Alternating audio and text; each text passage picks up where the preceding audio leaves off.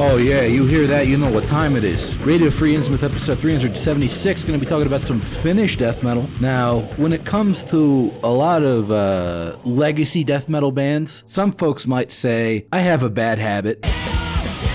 And that with a lot of these bands, I tend to enjoy one more album along their career trajectory than is normally considered socially acceptable. For example, Gorefest. If you watched episode 155 from 4 years ago, you'll know that I think Mind Loss is pretty cool. I think False is outstanding, an absolute classic. But I actually got a lot of love for the so-called sellout album, Erase. I think it's pretty spectacular in its own right. And nowadays, I still acknowledge that False is probably objectively the best Gorefest album, but if I'm going to put on a Gorefest album, more likely than not, it's going to be Erase. Talking about Finnish bands, Sentenced, Shadows of the Past, and the Demos, absolute classic. North from Here, also an absolute classic for different reasons, really helped push new elements of the genre forward. Amok, the 1995 album. I actually like Amok a lot. Always have, despite the goofy vocals. Zisma, a lot of people tell you, just stick with the demos. They're classic early gore grind, and I agree, they are classic early gore grind demos, but those first two Death and Roll albums they did, they're both fucking solid. I love them. Perhaps the worst example of me being an idiot like this would have to be with Grave. Obviously, I think the demos are fantastic, whether it's under the name Corpse or Putrefaction or Grave proper. Into the Grave, legendary debut album. You'll Never See, legendary sophomore album, the opposite of a sophomore slump. But my personal favorite Grave album is actually Soulless. Oh, come on! That's right, said it and meant it. I don't care how much type shit you hit me with. If you can't explain to me why a masterfully done combination of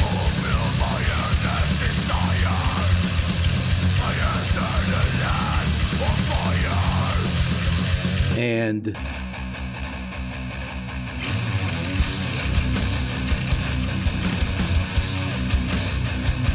with possibly the best sounding Skogsberg production ever isn't cool as hell, I don't want to fucking hear it. Bitches leave. So I threw this lengthy disclaimer in here to explain that for the case of the band we're covering this week, Amorphis, this will not be the case. I only like the first two albums. So if you clicked on this expecting me to own the metal elitists with an impassioned defense of Eclipse, it ain't happening. I didn't have nothing to do with that.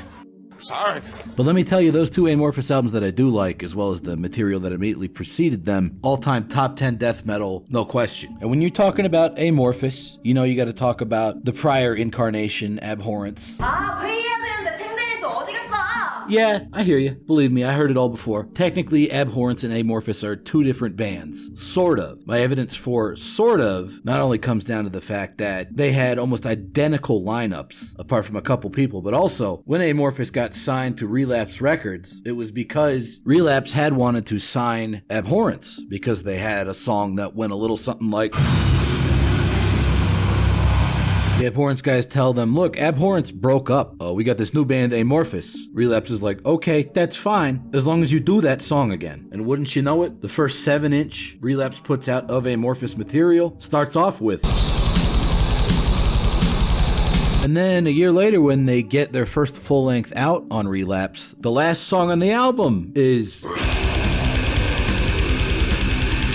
So there we go. That's my evidence that Amorphis is a pretty direct continuation of Abhorrence. But more importantly, you just gotta talk about Abhorrence because they're fucking sick. And if you don't think so, you're probably some kind of sissy-ass pink panty wearing fucking poser. So these Abhorrence guys, they're one of the first Finnish death metal bands ever, right up there with Zisma and Funebre. And in 1990, they dropped that vulgar necrolatry demo with the riff that goes like...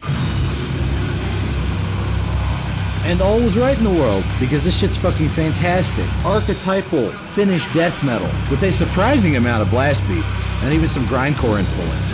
Like in this nasty set of riffs you're hearing right here. But anybody that knows early Finnish death metal will tell you that what really sets the genre apart are its melodic components. This ain't Swedish melody, okay? This stuff is dark and sinister. It may seem a bit overexposed, overblown nowadays, because around 2010, everybody tried to copy this style, but that's no knock on the originals themselves.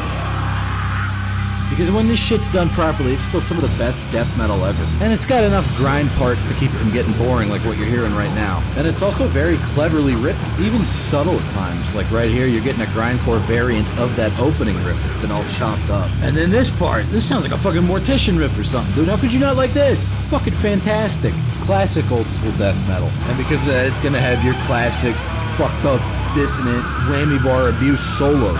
But again, it's early fucked up finished death metal, so more than anything, you're just gonna get hit with these sinister fucking doom-inflected funeral dirge melodies.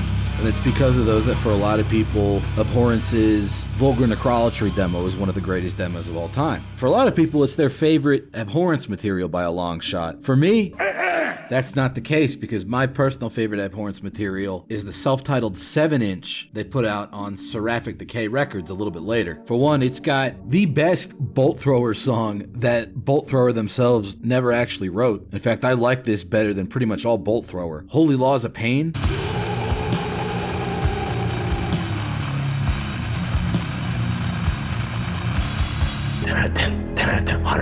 Best Bolt Thrower riff. Then you got this other song on there, Caught in the Vortex. Really shows them setting up for the kind of atmospheric shit they'd be going for with Amorphis. Because the way it starts out,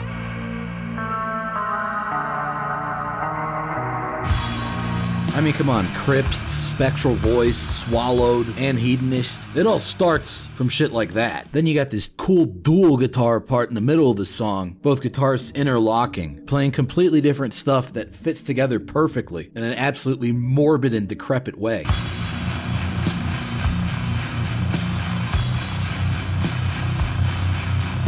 Also that napalm death ass fucking bass guitar tone, gotta love that. Then the song ends with that creepy ass melody from the beginning, but more death metal-ified, more warped, almost kind of autopsy sounding.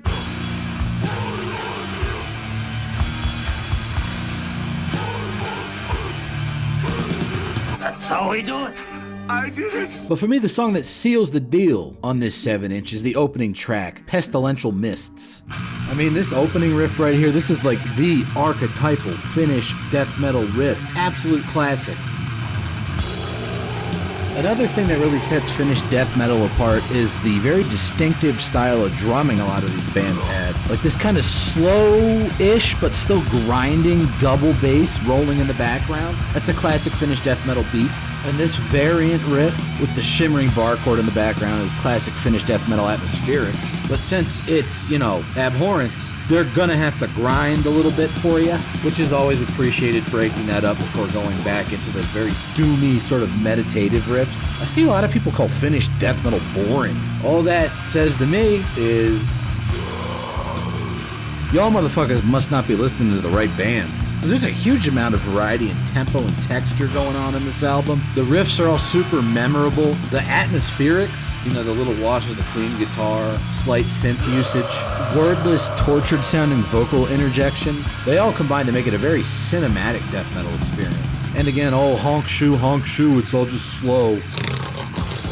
Well, there's a shit ton of grindcore in Abhorrence. In fact, that's a big part of their charm as a band. Now, I know the Brazilian Abhorrence, they're pretty good. You know, I get it. I like Angel Corpse as much as the next guy. But to say that the Brazilian Abhorrence has anything on the Finnish one... Are you crazy?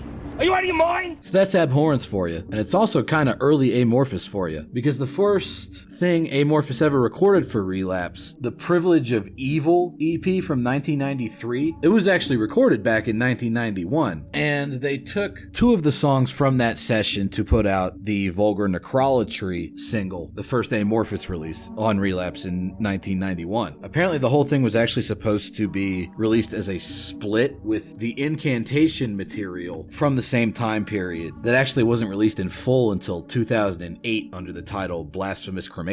Privilege of Evil really is kind of the bridge between the lunatic fringe of Abhorrence and the more death metal-y portions of what Amorphis would end up doing. It's a little bit more subtle than Abhorrence. Like right here, they usually play a whole lot of different variations of the same riff before kind of bleeding it all into the next riff set. It makes the music all feel very smooth and put together. And there's still a bit of grindcore to be found, as well as a bit of death metal era Napalm Death with riffs like this, at least to my ears. But then the finished melody comes in, and it's less standard finished death metal melody and more uniquely Amorphous sounding. Kind of has a darkly heroic, melancholic cast to it. And the atmospherics from the later Abhorrence songs have been considerably beefed up in terms of their overall importance to the music. Here's another one of those cool kind of double interlocking guitar parts before it goes back into, again, some rather Napalm Death sounding shit, like Harmony Corruption era. But then this happened. Okay, this is wholly new to Amorphis. It's that expansion from the atmospheric elements of Abhorrence that I was talking about. Full on, not melodic death metal, but death metal that is melodic, if that makes sense. And it's what made Amorphis such a classic band for me. Shit like that. And it is through expanding in that direction more fully that Amorphis brought us an entirely new and unique style of death metal on their first full-length album, The Karelian Isthmus. Jesus, there's a lot of going on this episode. Pestilential mists. The Karelian Isthmus. Anyways, when you put this album, yeah, it still sounds like that older Amorphis stuff, but you can tell there's something new going on here. But yeah, they still got the bolt throwery style riffs like this one, but that riff that opened the track up, it's about to come around again actually. The guitar layering has been substantially expanded, and there's a much wider range of emotions being portrayed by the guitar riffs on this album, including some maybe not so entirely negative and standard death metal, although still very masculine and aggressive. The songwriting has also gotten a lot more complex and developed. There's way more riffs per song, but at the same time, all these different themes are very much connected to each other and flow into each other nicely.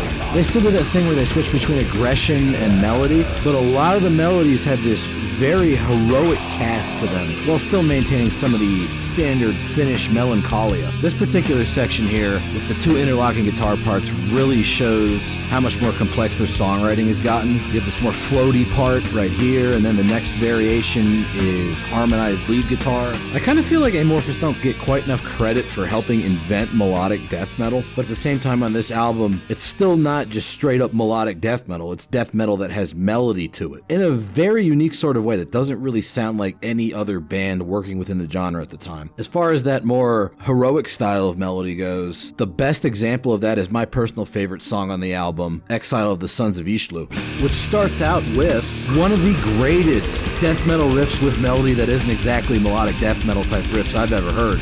Also gives them a chance to show off their new penchant for lead guitar complexity when they play a slightly different version of it to lead us into the first of many expansive atmospheric sections on this track. This is also a great example of one of their favorite songwriting tricks. They introduce a riff one way, then they play it a slightly different way after it's been introduced. One dog goes one way and the other dog goes the other way. But even on this most melodic song on the album, these guys still get pretty fucking heavy death metal style, with a real crunchy, nasty fucking Northern European death metal riff. Then when they bring back in that more melodic style again, it gets real fucking spacey. This particular melody goes through a whole bunch of different variant forms of itself, adding another layer of guitar harmony, then building up an intensity with the reintroduction of vocals and a slightly more aggressive drum beat.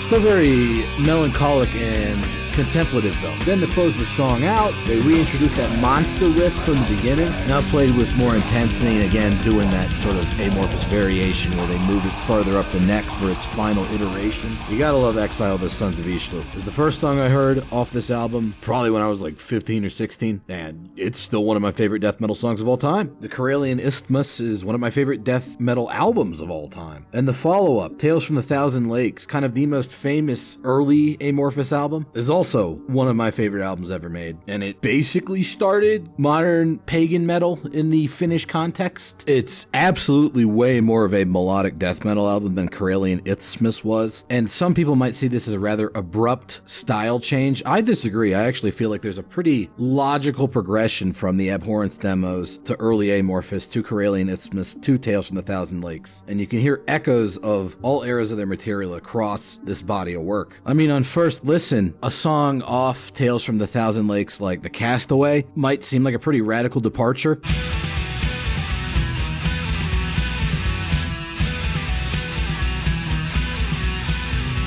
With its keyboards and exuberantly consonant melodies, but if you really think about it, is it really that much of a stretch to say that it's clearly developed out of the melodic style of a Karelian Isthmus song like Grail's Mysteries?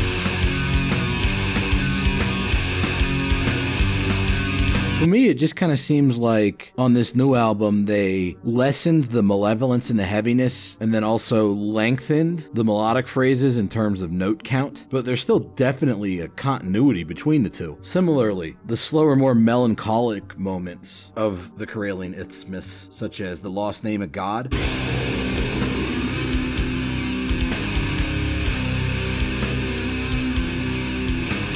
they still exist on Tales from the Thousand Lakes, but they've been recast in a slightly updated musical form.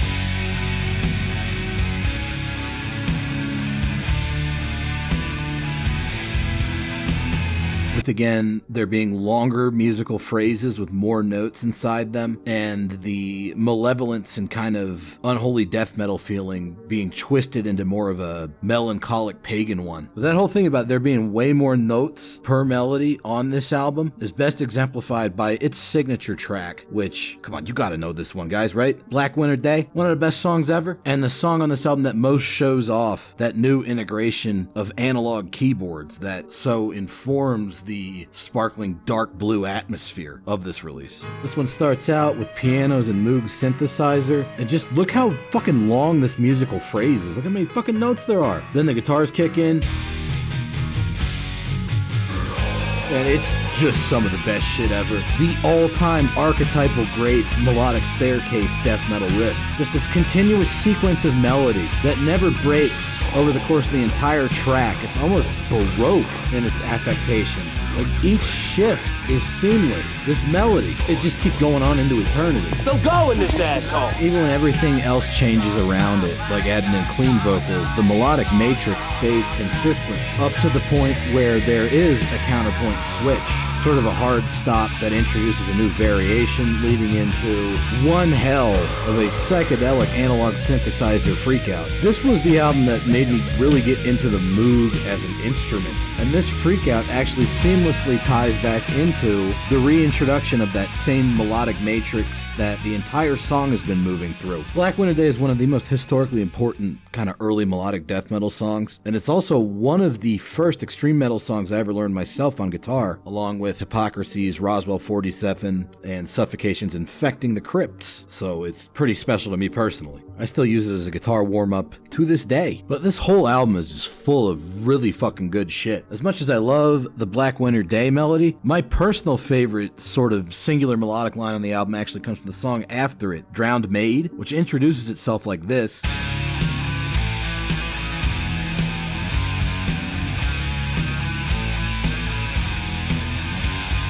Is then dissected in the more Karelian Isthmus traditional heavy death metal section in the middle of the song. Heavy as fuck, but you can hear echoes of that main melody still extant. And then when the main melody finally reasserts itself fully towards the end of the track,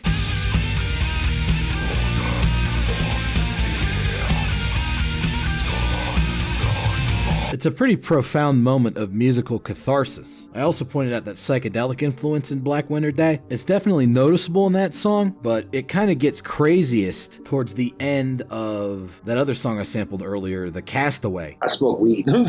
It's got this whole long psychedelic section based around bass guitar and keyboards mostly. Then that death metal comes back in, and it's, again, one of the best fucking death metal melodies you ever heard. One that's got a whole lot of notes to it and ends up turning into a very 70s Judas Priest style, like, freak out, sort of collapse ending. Fucking dank as shit, dude. The drums kick it up a little bit. Guitars kind of lean into almost sort of a bluesy thing. Definitely not typical for a death metal song, but it's fucking great. This whole album's great. The album before it's great. The EP before it's great. The demos are great. That's all fucking sick stuff. And that's where we're gonna leave it.